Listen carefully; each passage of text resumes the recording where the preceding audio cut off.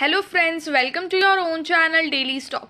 तो आज हम आपको गुजरात थैमिस के बारे में शेयर एनालिसिस बताने वाले हैं और साथ ही में आपको ये भी बताएंगे कि आपको इस शेयर में निवेश करना चाहिए या नहीं करना चाहिए। आगे बढ़ने से पहले अगर आपने हमारे चैनल को सब्सक्राइब नहीं किया हो तो आप हमारे चैनल को सब्सक्राइब ज़रूर कर दीजिएगा, साथ ही में hit the bell icon.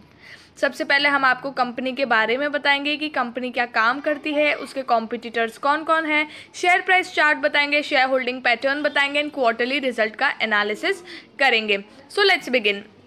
Gujarat Themis Biosyn ये एक प्रिंसिपली इंगेज्ड है जहाँ पर ये फार्मास्यूटिकल्स और मेडिसिनल केमिकल्स में मतलब ये मैन्युफैक्चर करते हैं। तो उसमें दो दवाई ये लोग बनाते हैं, एक जो टीबी को ठीक करने के लिए ली जाती है, लोग बेसिकली उसको लेते हैं टीबी के लिए, ट्यूबरक्लोसिस के लिए लेते हैं, और दूसरी जो है जो ब्लड जैसे कि हार्ट अटैक वाले हो गए, फिर स्ट्रोक करके होता है उसके लिए हो गए। तो ऐसे 3-4 चीज़ें हैं जो उसके लिए यूज़ की जाती है उस दवाई को, तो वो ये गुजरात थैमिस बायोसिन बनाती है। मार्केट कैप है 680 करोड़ का, तो स्मॉल कैप कंपनी है। पीए स्टॉक का प्राइस टू अर्निंग है 17.2, तो इंडस्ट्री के कंपैरिजन में कम प्राइस पे शेयर मिल रहा है 468।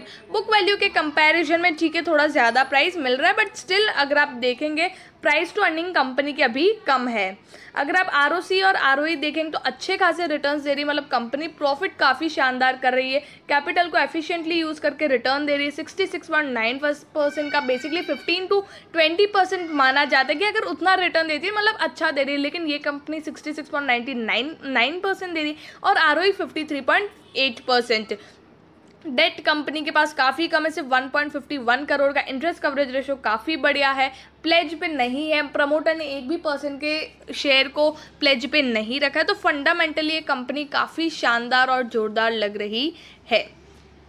अगर हम 2018 में देखें फाइनेंशियल ट्रेंड, अगर हम देखें यहाँ पर, तो 2018 में कंपनी का रेवेन्यू 38 करोड़ 97 लाख का था, 2019 में 43 करोड़ 26 लाख, 2020 में 86 करोड़ देन 93 करोड़।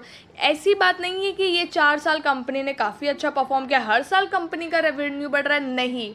अगर आप 2012 से पहले से अगर आप देखेंगे ना, हर साल कंपनी का रेवेन्यू बढ़ रहा है। ये कंपनी का रेवेन्यू 10 करोड़ था, 12 करोड़ हुआ, 20 करोड़ हुआ, 30 करोड़ हुआ, हर साल कंपनी का रेवेन्यू बढ़ रहा है। भले ही धीरे धीरे बढ़ रहा था, पहले धीरे धीरे बढ़ रहा था 2019 तक, लेकिन अब आप देखें जो जिस तरह से कंपनी का रेवेन्यू बढ़ा है और अभी के क्वार्टर्स भी अगर आप देखेंगे तो इसी तरह से रेवेन्यू बढ़ रहा है। साथ ही में रेवेन्यू ही नहीं, उसी के साथ प्रॉफिट अगर आप देखेंगे जो 3 करोड़ 87 लाख है, वो आज 30 करोड़ का गैप, 3 साल में कंपनी का 10 टाइम्स कंपनी का यहाँ पर प्रॉफिट आ रहा है। तो कंपनी का प्रॉफिट भी अच्छा खासा बढ़ रहा है। ये तो चलो पास्ट ईयर से 2021 तक कंपनी ने ऐसा परफॉर्म किया था। अगर 2021-22 का अगर देखें तो जून 2021 में 32 करोड़ का सेल्स किया था, जो पहले के जून के क्वार्टर से काफ़ी ज़्यादा है। सितंबर में 35 करोड़ का सेल्स किया था, जो पहले के सितंबर देखेंगे तो 27 करोड़, यहाँ पे 16 करोड़ है। दिसंबर का अगर हम सेल्स देखेंगे तो यहाँ पर 18 करोड़ का कंपनी ने सेल्स किया है, जो पिछले दिसंबर से थोड़ा सा कम है।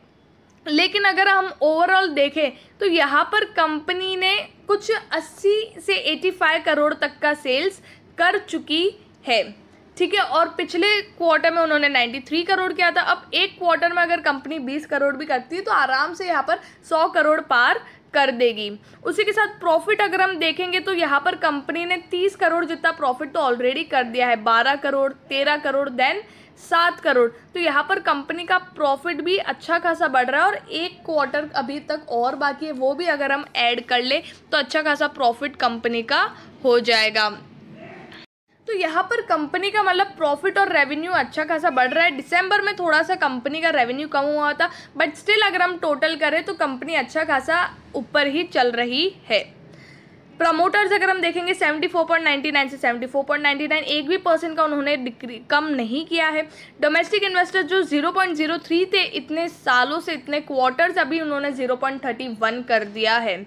पब्लिक 24.97 से 24.70, बड़े लोग अपना स्टेक बढ़ाएंगे तो छोटे इन्वेस्टर्स अपना उनका स्टेक डिक्रीज होना है, लेकिन 24.70 हो गया, तो अच्छा खासा रेशियो है। कंपनी का शेयर होल्डिंग पैटर्न भी काफ़ी बढ़िया है।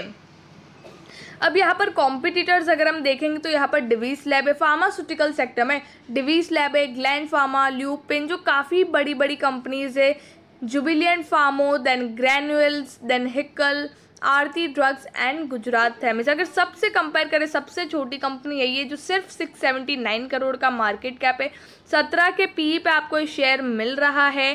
कंपनी का जो नेट प्रॉफिट है क्वार्टरली वाइज तो रेवेन्यू और प्रॉफिट दोनों डिक्रीज हुआ है, क्योंकि पिछले क्वार्टर कंपनी ने अच्छा खासा रेवेन्यू किया था और इस क्वार्टर में यहाँ पर रेवेन्यू और प्रॉफिट थोड़ा बहुत डिक्रीज हुआ है, लेकिन ये चलता है। मतलब बाकी अगर ओवरऑल देखें तो ओवरऑल तो कंपनी काफ़ी अच्छा परफॉर्म कर रही है। 5 ईयर हाई देखेंगे तो यहाँ पर 692 रुपीज़ है, करंटली 468 पे चल रहा है, 0.43% आज है हफ्ता। तो जैसे कि अगर आप देखेंगे तो जैन 2020 से जो ये शेयर भागा है डायरेक्ट इसने हाई बनाया 692 का, और अब ये शेयर थोड़ा थोड़ा गिरने लगा है।